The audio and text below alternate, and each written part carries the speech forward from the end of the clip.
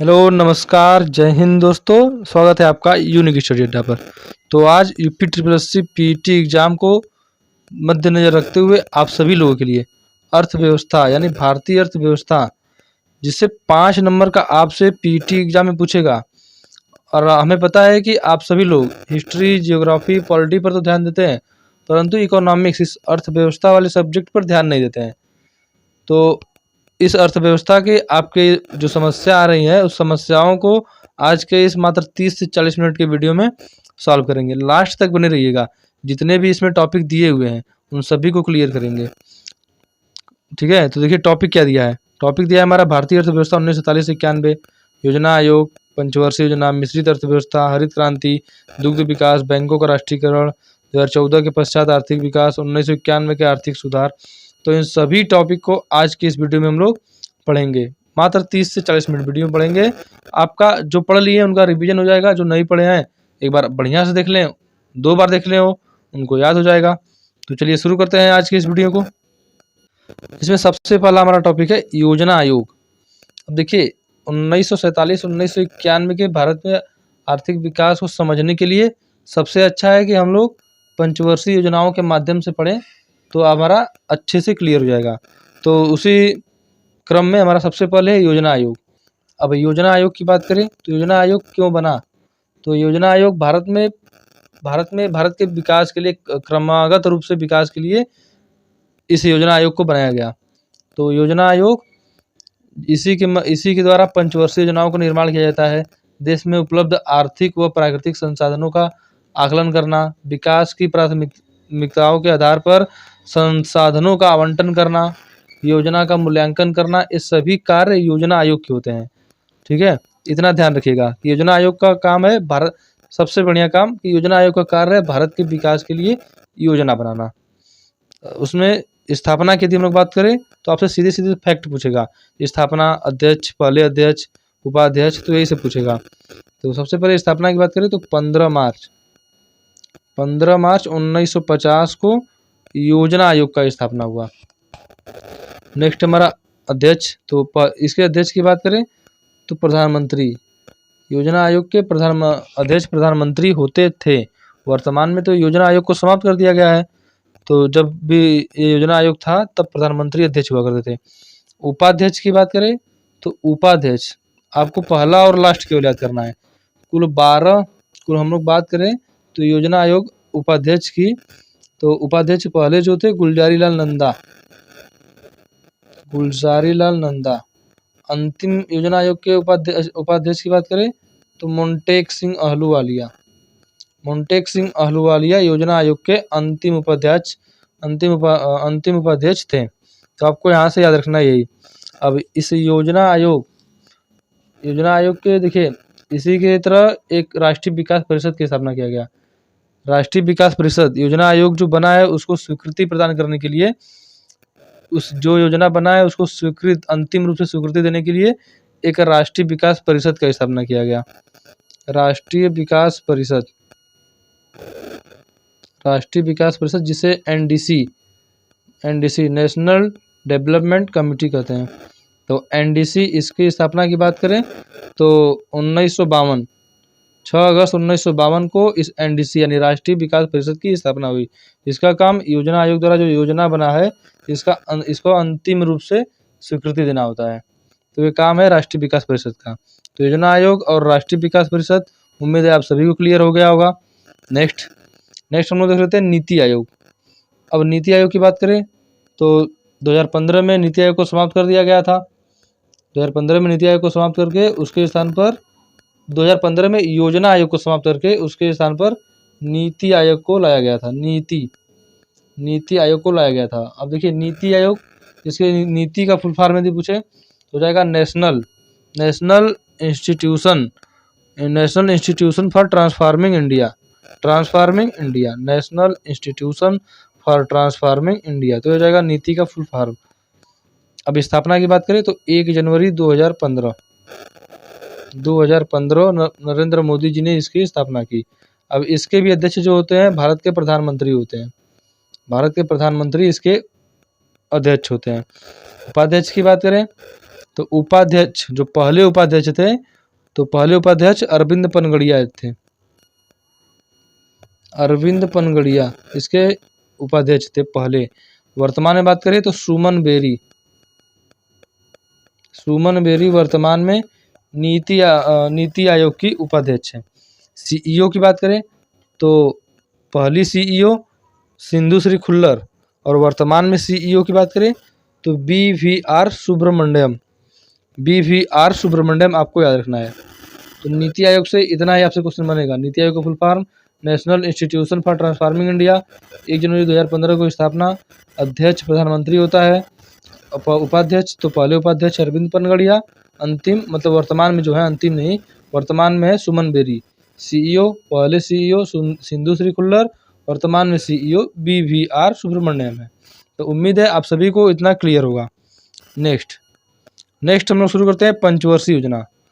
तो अब 1947 से 1991, 1947 से 1991 का भारत का आर्थिक विकास समझने के लिए सबसे अच्छा है कि भारत का पंचवर्षीय योजनाओं के माध्यम से समझें, तो हमारा बढ़िया समझ में आएगा, तो आपका क्लियर होगा। तो सबसे पहले हम लोग शुरू करते हैं भारत की पहली पंचवर्षीय योजना। तो सबसे पहले तो यही पूछेगा कि भारत की पहली पंचवर्षीय योजना कब से कब तक थी। तो देखिए, भारत की पहली पंचवर्षीय योजना 1951 से 1956 ईस्वी।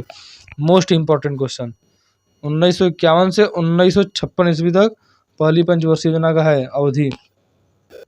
लक्ष्य बात करें तो इसका लक्ष्य था कृषि का विकास करना। इस पहले पंचवर्षीय योजना का लक्ष्य था हमारा कृषि का विकास करना। ये जो 2.1 है, यह आर्थिक वृद्धि दर का लक्ष्य रखा गया था। आर्थिक वृद्धि दर का लक्ष्य रखा गया था 2.1, परंतु हुआ क्या कि उम्मीद से ज़्यादा बढ़िया परफॉर्मेंस हो गया। 3.6%, 3.6% आर्थिक वृद्धि दर प्राप्त हुआ। तो मतलब बढ़िया पंचवर्षीय योजना था पहला वाला। अब मॉडल पूछे तो हेराल्ड डोमर मॉडल, पहला मॉडल जो है हेराल्ड डोमर मॉडल हो जाएगा। अब इतना तो हो गया आपका क्लियर। अब पूछेगा प्रमुख कार्यक्रम इस समय कौन कौन से नए नए योजनाएं कार्यक्रम शुरू हुआ। तो सबसे पहले तो सामुदायिक विकास कार्यक्रम 1952 में शुरू हुआ। सामुदायिक विकास कार्यक्रम 1953 में शुरू हुआ। सामुदायिक विस्तार कार्यक्रम, ये 2 कार्यक्रम शुरू हुए। जब सीधे क्वेश्चन पूछता है सामुदायिक विकास कार्यक्रम कब शुरू हुआ, तो 1952। और सामुदायिक विकास का ये जो विकास कार्यक्रम है, इसे किस देश से प्रेरित होकर लिया गया है, तो यूएसए यानी यूनाइटेड स्टेट ऑफ अमेरिका से प्रेरित होकर लिया गया है। अब पंचवर्षीय योजना से पूछता है कि पंचवर्षीय योजना किस देश से प्रेरित होकर लिया गया है, तो USSR, आपको याद रखना है USSR। ये रूस जो वर्तमान में है वो पहले, और इसमें 15 देश और थे, तो इन सभी का मिलाकर जो रूप था वह USSR कहलाता था। तो पंचवर्षीय योजना USSR से लिया गया है। अब देखिए, 1952 में सामुदायिक विकास, 1953 में सामुदायिक विस्तार कार्यक्रम। अब देखिए प्रमुख कार्यक्रम और क्या है, तो हीराकुंड जो परियोजना बना है महानदी पर उड़ीसा में, वह इसी दौरान शुरू हुआ। दूसरा है दामोदर घाटी परियोजना, दामोदर नदी पर पश्चिम बंगाल में। इसे अमेरिका की टेनेसी नदी पर आधारित माना जाता है। और देखिए तीसरा है भाखड़ा नांगल परियोजना। तो भाखड़ा नांगल परियोजना कहाँ है, पंजाब में, सतलज नदी पर। तो भाखड़ा नांगल परियोजना पंजाब में सतलज नदी पर। तो ये 3 परियोजनाएं पहली पंचवर्षीय योजना में शुरू हुई। आपको बता दें कि इन परियोजनाएं जो है बहुउद्देशीय परियोजनाएं, इन्हें पंडित जवाहरलाल नेहरू ने आधुनिक भारत का मंदिर कहा है। तो आपको यह भी याद रखना है, आधुनिक भारत का मंदिर किसने कहा, परियोजनाओं को तो जवाहरलाल नेहरू ने। तो इतना आप जितना दिख रहा है और जो इतना बोल रहे हैं आपको सब याद रखना है। नेक्स्ट देखते हैं। नेक्स्ट है दूसरा पंचवर्षीय योजना। दूसरा पंचवर्षीय योजना हम लोग देखें तो देखिए, दूसरा पंचवर्षीय योजना कब से कब तक, तो 56 से 61, 1956 से 1961 तक द्वितीय पंचवर्षीय योजना था। अब इसका लक्ष्य की बात करें तो दूसरे पंचवर्षीय योजना का लक्ष्य था औद्योगिकरण यानी उद्योगों का विकास करना, दूसरे पंचवर्षीय योजना का लक्ष्य था। मॉडल बात करें तो मॉडल पीसी महालनोबिस मॉडल हो जाएगा। ये आपके लिए मोस्ट इम्पोर्टेंट है। मॉडल और लक्ष्य और कब से कब तक था, ये तो आपके लिए एकदम मोस्ट इम्पोर्टेंट है, इसको याद रखिए। यहाँ से क्वेश्चन आपके परीक्षा में निश्चित रूप से पूछेगा, निश्चित रूप से जिसे कहते हैं एकदम पूछेगा ही पूछेगा। अब देखिए आर्थिक वृद्धि दर की बात करें तो पहले का था, पहले पंचवर्षीय योजना का 2.1% रखा गया था, प्राप्त हुआ 3.6। अब दूसरे का जो 4.5% रखा गया था, लेकिन प्राप्त हुआ 4.2%। फिर भी इसे खराब नहीं कहेंगे, ये भी एक बढ़िया परियोजना था। अब 4.5 ही रखे थे, 4.2 प्राप्त हो गया ना, तो एक बढ़िया परियोजना था। अब प्रमुख कार्यक्रम इसकी बात करें तो द्वितीय पंचवर्षीय योजना के दौरान जो राउरकेला इस्पात संयंत्र है, कहाँ पर है? उड़ीसा में। उड़ीसा में है राउरकेला इस्पात संयंत्र बनाया गया, जर्मनी की सहयोग से उड़ीसा में बनाया गया राउरकेला इस्पात संयंत्र। नेक्स्ट है भिलाई। भिलाई कहाँ है? छत्तीसगढ़ में।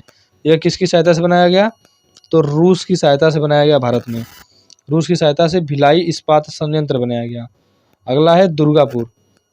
अगला है दुर्गापुर, कहाँ है? पश्चिम बंगाल यानी वेस्ट बंगाल में है। ब्रिटेन की सहायता से बनाया गया दुर्गापुर इस्पात संयंत्र। तो ये 3 इस्पात संयंत्र दूसरे पंचवर्षीय योजना के दौरान बनाए गए, तो इसे भी आपको याद रखना है। आपको बता दें कि दूसरे पंचवर्षीय योजना के दौरान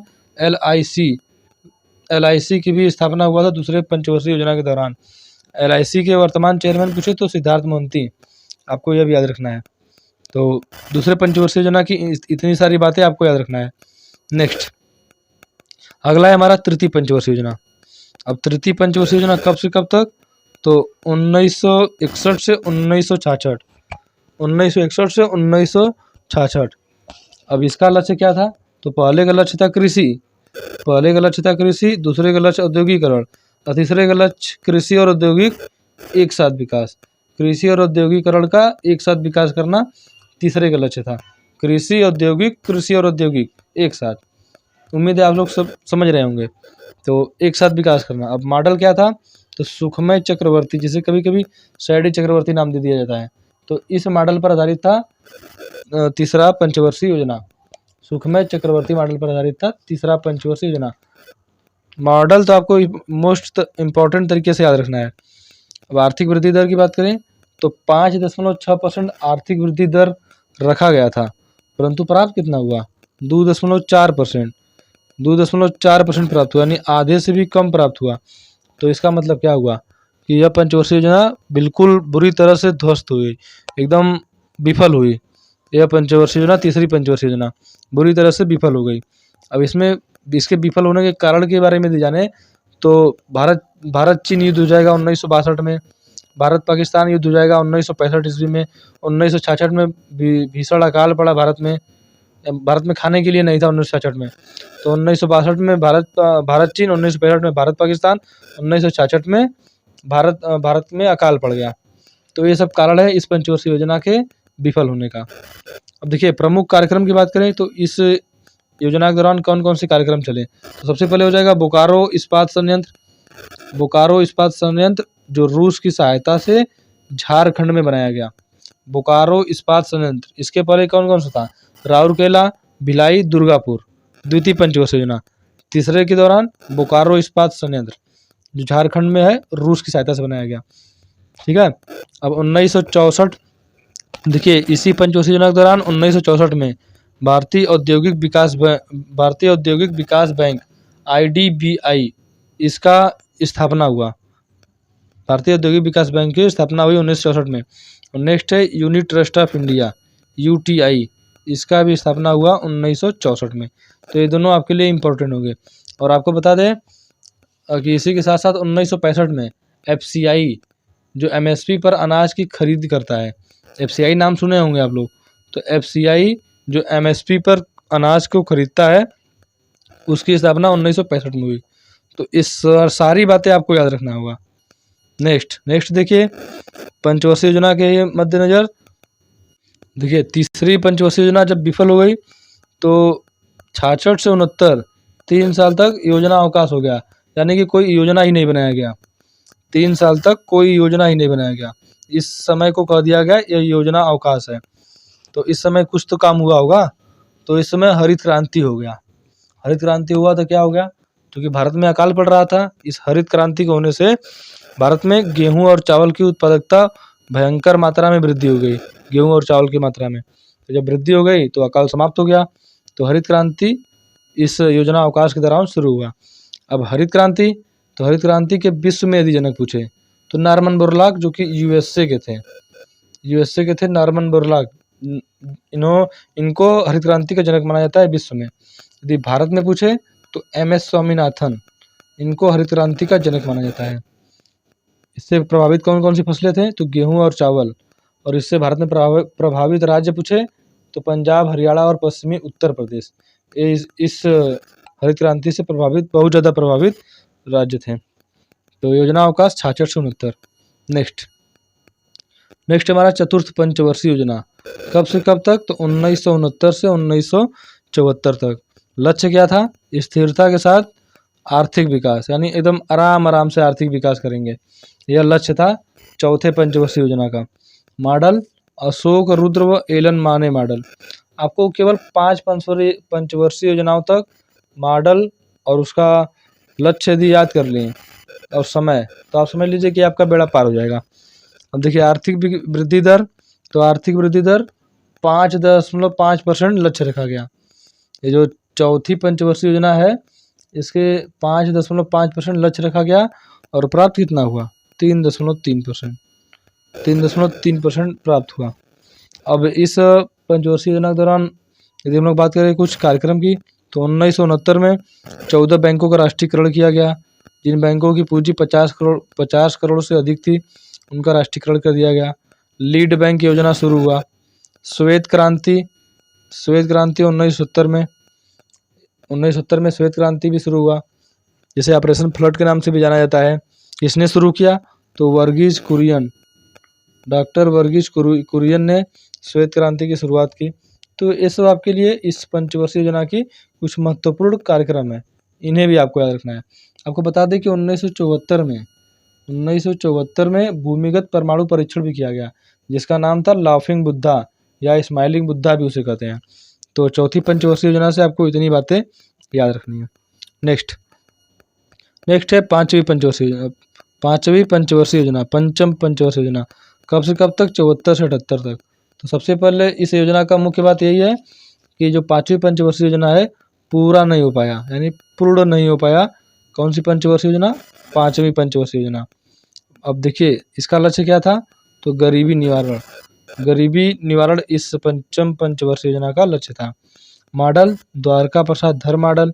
आर्थिक वृद्धि दर 4.4% लक्ष्य था और 4 साल तक चला था। उतने में ही 4.8% प्राप्त भी कर लिए थे, यानी 1 साल और चलता तो और बढ़िया होता। तो कुल मिला के अच्छा पंचवर्षीय योजना था। अब देखिए प्रमुख कार्यक्रम की बात करें तो 1975 में क्षेत्रीय ग्रामीण बैंक, इसकी स्थापना की गई। 20 सूत्री कार्यक्रम 1975 में शुरू हुआ। आपातकाल की घोषणा भी 1975 में ही शुरू हुआ। और 1977-78 के दौरान काम के बदले अनाज योजना शुरू हुआ और अंत्योदय योजना शुरू हुआ। तो ये सभी कार्यक्रम पंचम पंचवर्षीय योजना के दौरान हुआ है। तो आपको ये सभी बातें याद रखना है। नेक्स्ट देखिए अनवरत योजना।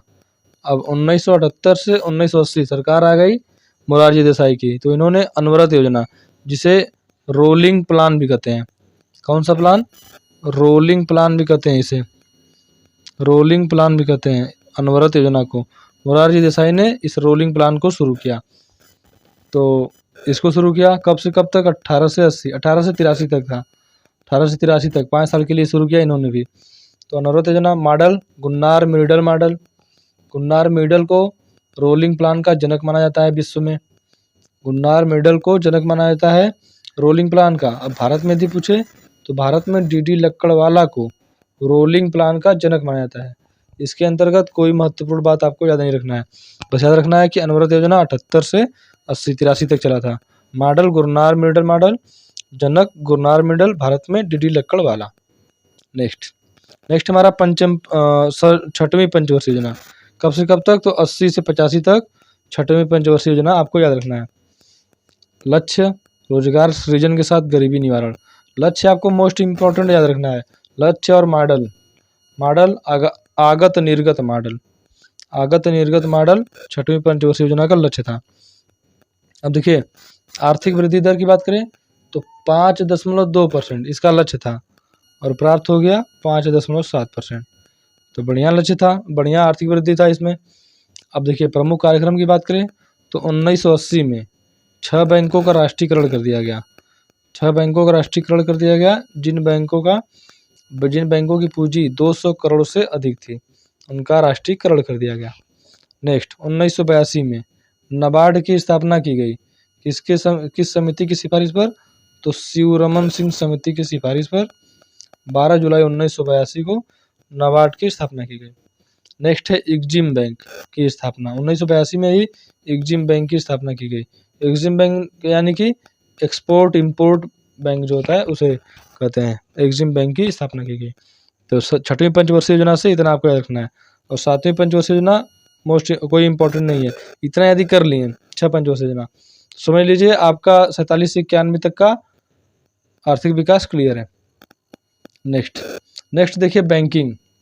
अब भारत में बैंकिंग है, अब विश्व में यदि जाने तो विश्व में केवल इटली में पूछा गया यदि तो सबसे पहले विश्व में कहाँ पर बैंक शुरू हुआ आधुनिक बैंक? तो 1170 में इटली में शुरू हुआ, आधुनिक बैंक की स्थापना हुई इटली में 1170 में।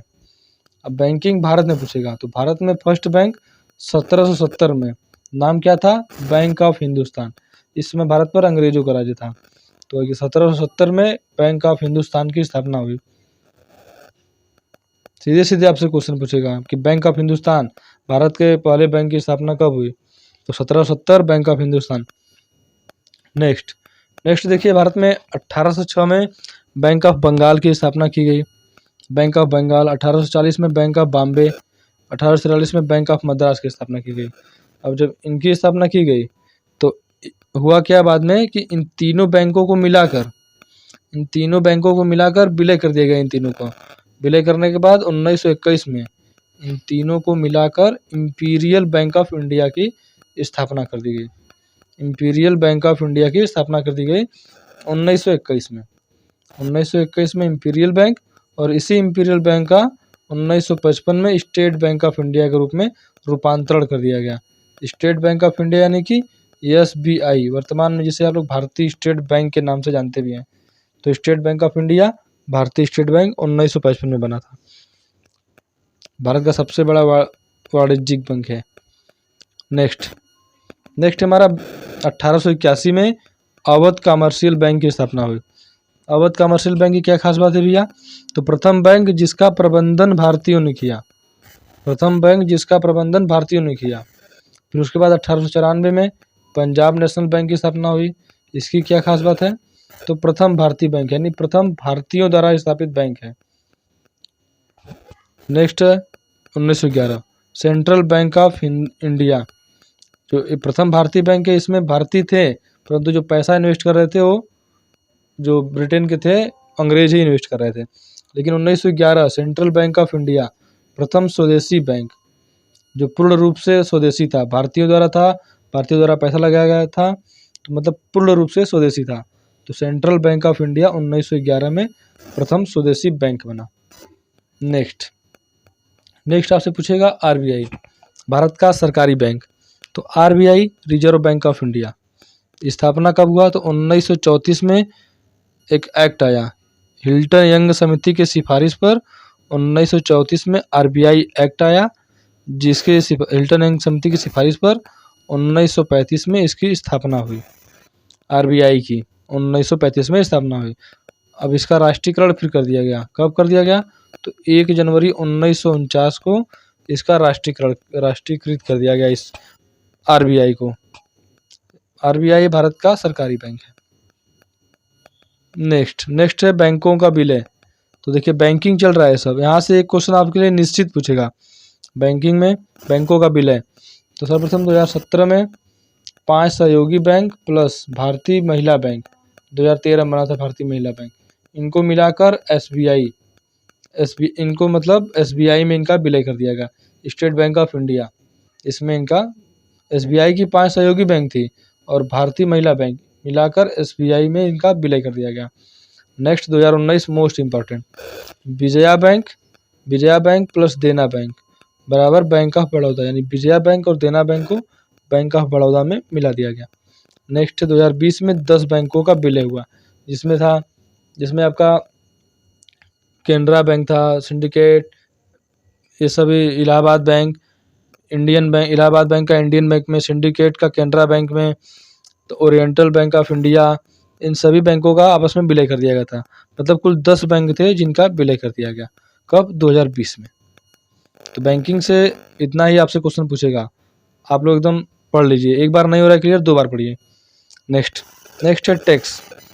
टैक्स यानी हिंदी में कहेंगे कर। तो इससे संबंधित क्या पूछेगा? तो टैक्स कितने प्रकार होते हैं? सबसे पहले 2 प्रकार के, एक होगा प्रत्यक्ष कर, एक होगा अप्रत्यक्ष कर। तो प्रत्यक्ष कर के अंतर्गत आपका सीधे पूछेगा कि इनमें से कौन प्रत्यक्ष कर है, इनमें से कौन अप्रत्यक्ष कर है, तो आपको बताना होगा। तो देखिए, प्रत्यक्ष कर आय कर, निगम कर, उपहार कर, संपत्ति कर। संपत्ति हो गया, आय हो गया, एक ही तरह लग रहा है, संपत्ति आय। उपहार हो गया, उपहार दिया आपको जो मिला है उस पर प्रत्यक्ष डायरेक्ट कर लगेगा। निगम कर पर भी डायरेक्ट कर लगेगा। तो ये सब प्रत्यक्ष कर, और जीएसटी, उत्पाद कर, बिक्री कर, सीमा शुल्क, ये सब हो जाएंगे अप्रत्यक्ष कर। इसमें मोस्ट इम्पॉर्टेंट क्या है? आपका आयकर और संपत्ति कर, दूसरा जीएसटी और सीमा शुल्क। इम्पॉर्टेंट तो सभी है, मतलब इतना से ज़्यादा पूछता है क्वेश्चन। पूछ देगा कि जीएसटी किस प्रकार का टैक्स है, तो अप्रत्यक्ष कर। तो इस तरह आप लोग इसे याद रखेंगे।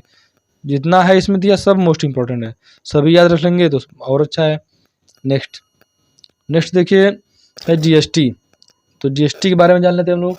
जीएसटी जो है भारत में 1 जुलाई 2017 से लागू हुआ है। 1 जुलाई 2017 से भारत में जीएसटी लागू हुआ है। जीएसटी का फुल फॉर्म होता है गुड्स एंड सर्विस टैक्स, वस्तु एवं सेवा कर।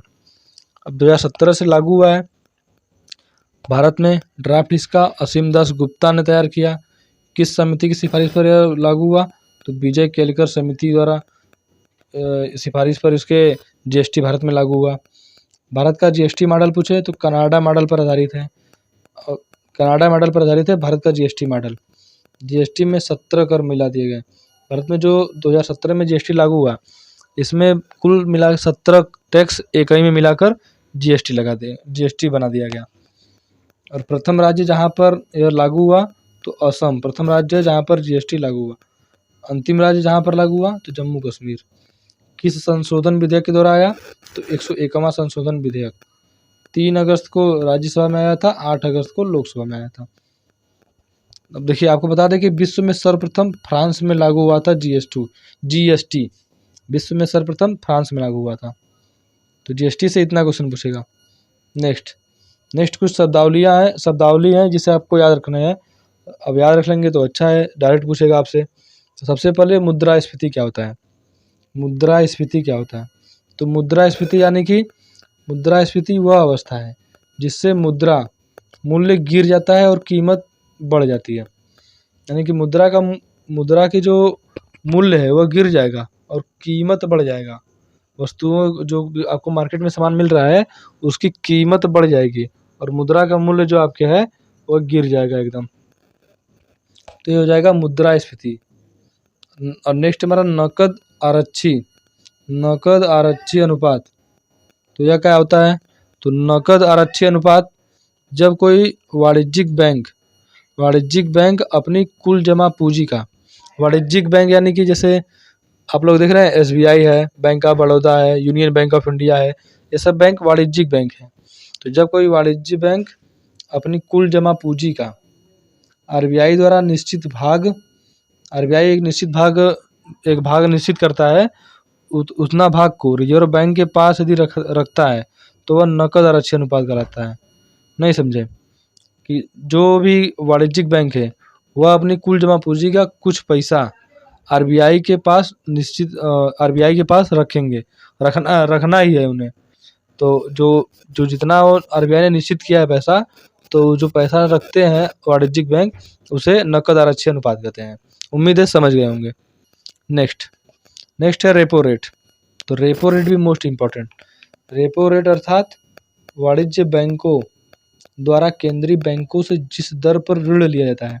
केंद्रीय बैंक यानी कि आरबीआई जो है वाणिज्यिक बैंकों को जिस दर पर ऋण देता है उसे रेपो रेट कहते हैं। रेपो रात नहीं है भैया, रेपो रेट कहते हैं। तो रेपो रेट यानी आरबीआई जो अन्य बैंकों को जिस ब्याज दर पर ऋण देता है उसे रेपो रेट कहते हैं। रिवर्स रेपो रेट इसी का उल्टा हो जाएगा। तो जो बैंक है, बैंकों द्वारा, केंद्रीय बैंकों यानी वाणिज्यिक बैंकों द्वारा केंद्रीय बैंक के पास रखी पूंजी पर जो ब्याज लिया जाता है उसे रिवर्स रेपो रेट कहते हैं। यानी जो वाणिज्यिक बैंक है वह अपने केंद्रीय बैंक यानी आरबीआई के पास जब पैसा रखेंगे तो उनसे कुछ ब्याज लेंगे, तो जो ब्याज मिलेगा उसे रिवर्स रेपो रेट कहेंगे। और आपको बता दें कि रिवर्स रेपो रेट सदैव रेपो रेट से कम रहता है। रिवर्स रेपो रेट सदैव रेपो रेट से कम रहता है। नेक्स्ट है बैंक रेट। तो बैंक रेट यानी केंद्रीय बैंक द्वारा अपने सदस्य बैंकों को लंबे समय के लिए दिए जाने वाले ऋण पर प्राप्त ब्याज बैंक दर कहलाता है। देखिए रेपो रेट में था कि वाणिज्यिक बैंकों द्वारा केंद्रीय बैंक से जिस दर पर ऋण लिया जाता है। तो इसमें आपको समानता दिख रहा होगा। समानता में ही इसमें समानता के साथ भिन्नता भी है। भिन्नता क्या है? तो रेपो रेट जो होता है जो कम समय के लिए दिया जाता है केंद्रीय बैंक द्वारा बैंक ए में दिया जाता है, लेकिन यह दीर्घकालीन होता है यानी लंबे समय के लिए दिया जाता है। बैंक रेट लंबे समय पर दिए गए धन पर लिया जाने वाला टैक्स है। रेपो रेट कम समय पर दिए गए पैसे पर लिया जाने वाला रेट है। तो आपको इतना याद रखना है, बैंक रेट केंद्रीय बैंक द्वारा अपने सदस्य बैंकों को लंबे समय के लिए दिए जाने वाले ऋण पर प्राप्त ब्याज बैंक दर कहलाता है। तो उम्मीद है आप सभी लोग इसे समझ गए होंगे, और वीडियो अच्छा लग रहा है तो लाइक करते रहें। नेक्स्ट है विमुद्रीकरण। विमुद्रीकरण यानी कि नोटबंदी जिसे डिमोनेटाइजेशन कहते हैं। विमुद्रीकरण यानी कि नोटबंदी। तो देखिए विमुद्रीकरण क्या होता है? विमुद्रीकरण यानी नोटबंदी। तो नोटबंदी का उद्देश्य जो होता है वह काले धन को समाप्त करना, नकली नोट के प्रचलन को समाप्त करना, डिजिटल लेन देन को बढ़ावा देकर कैशलेस अर्थव्यवस्था को बनाना होता है। यह नोटबंदी का उद्देश्य होता है। तो नोटबंदी यानी कि जो नोट चल रहे हैं मार्केट में उनको बंद करके कुछ नए प्रकार के नोटों को प्रचलन में लाना होता है। यही बेसिकली नोटबंदी होता है। तो नोटबंदी यानी इसका उद्देश्य होता है काले धन समाप्त करना, नकली नोट का प्रचलन समाप्त करना और डिजिटल लेन देन को बढ़ावा देकर कैशलेस अर्थव्यवस्था बनाना होता है। यह भारत में 3 बार हो चुका है। नोटबंदी भारत में 3 बार हो चुका है। सर्वप्रथम 1946, दूसरी बार 1978, तीसरी बार 2016 में हुआ था। तो ये 3 बार भारत में नोटबंदी हुआ है। तो आपको ये याद रखना है कब कब हुआ है, 3 बार हुआ है। तो देखिए अब इसके साथ कुछ और इसमें वर्ड है, जैसे जीडीपी हो जाएगा। जीडीपी यानी सकल घरेलू उत्पाद, ग्रॉस डोमेस्टिक प्रोडक्ट हिंदी में कहेंगे। इसका क्या मतलब है? तो किसी देश की सीमा में, जो भारत का बॉर्डर है, तो किसी देश की सीमा में 1 वर्ष के अंत तक उत्पादित वस्तुओं एवं सेवाओं का अंतिम मूल्य, जो भारत की जो बाउंड्री हो गई, जो मान लीजिए भारत है इसकी बाउंड्री हो गई, तो इस बाउंड्री के अंदर 1 वर्ष के अंत तक जो वस्तुएं उत्पादित की जा रही हैं, इन वस्तुओं का अंतिम मूल्य जो है वही जीडीपी कहलाएगा। ठीक है, तो अंतिम मूल्य जीडीपी कहलाएगा किसी देश की घरेलू सीमा के अंदर। तो आपको याद रखना है घरेलू सीमा।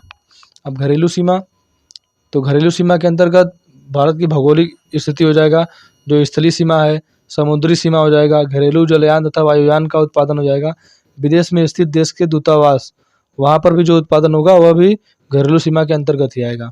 तो घरेलू सीमा के अंतर्गत उत्पादित वस्तुओं का अंतिम मूल्य जीडीपी कहलाता है। तो ये तो जीडीपी हो गया। नेक्स्ट होता है जीएनपी, ग्रॉस नेशनल प्रोडक्ट, सकल राष्ट्रीय उत्पाद होता सकल घरेलू उत्पाद, और यहाँ पर है सकल राष्ट्रीय उत्पाद।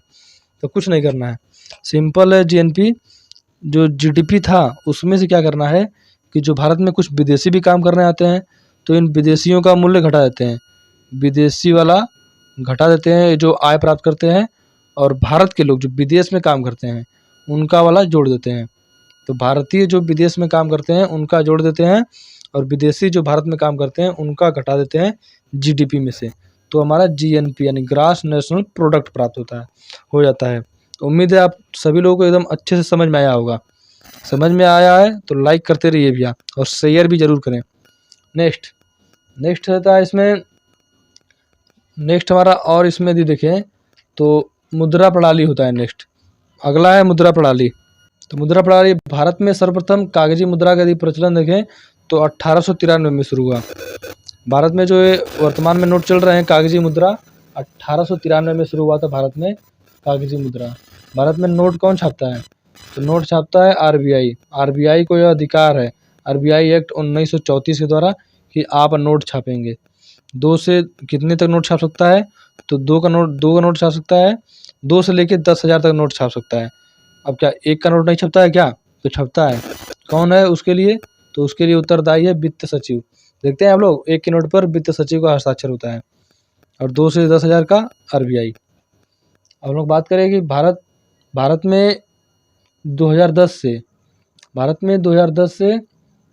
2011 से भारत में 2011 से 25 पैसे के सिक्कों को, 25 पैसे व उससे कम के सिक्कों को बंद कर दिया गया है। 2011 से बंद कर दिया गया है। और 2010 में भारत का जो मुद्रा है उसका प्रतीक चिन्ह स्वीकार किया गया था। भारत की मुद्रा का प्रतीक चिन्ह 2010 में स्वीकार किया गया था। इस प्रतीक चिन्ह को बनाया किसने था? तो उदय कुमार ने बनाया था इस प्रतीक चिन्ह को। तो मुद्रा प्रणाली से आपको इतना तो याद रखना ही है। और मुद्रा प्रणाली में बात करें तो देवास MP में नोट का प्रिंटिंग प्रेस है। नोट का प्रिंटिंग प्रेस कहाँ है? देवास MP, मैसूर में है, सालबोनी है, नासिक है, इन जगहों पर नोट प्रिंटिंग प्रेस है। तो इतना आपको याद रखना है। किससे याद रखना है? तो नोटबंदी यानी आपका है मुद्रा प्रणाली से। नेक्स्ट इसी में हमारा है सेबी और शेयर मार्केट। सेबी की बात करें तो सेबी की स्थापना कब हुआ? 1988 में। 1988 में। इसका काम क्या है भैया? तो सेबी का जो काम है शेयर मार्केट में होने वाली गतिविधियों को नियंत्रण करना। शेयर मार्केट में होने वाली गतिविधियों को नियंत्रण करना सेबी का काम है। अब सेबी के अंतर्गत ही बनाए गए भारत में जो BSE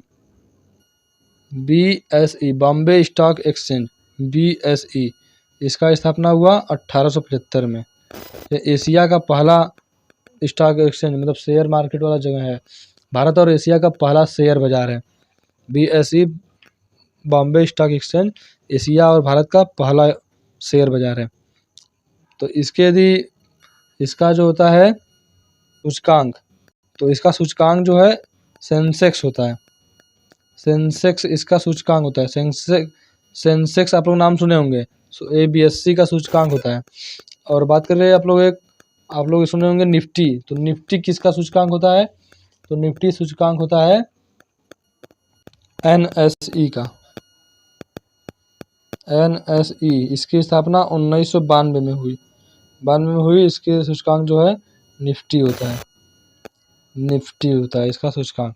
तो आपको सेबी, NSE और BSE इतना सब याद रखना है। तो दोस्तों, भारतीय अर्थव्यवस्था से यदि आपको वीडियो अच्छा लग रहा है तो इसे लाइक कर दें। और देखिए, भारतीय अर्थव्यवस्था से इससे बाहर उम्मीद नहीं है कि इससे बाहर कुछ क्वेश्चन पूछेगा। अब पूछ दिया तो आपका किस्मत खराब, लेकिन उम्मीद है भारतीय अर्थव्यवस्था से इससे बाहर क्वेश्चन नहीं जाएगा। और दोस्तों, वीडियो यदि आपको अच्छा लगा है तो शेयर जरूर करें। मिलते हैं नेक्स्ट वीडियो में। जय हिंद।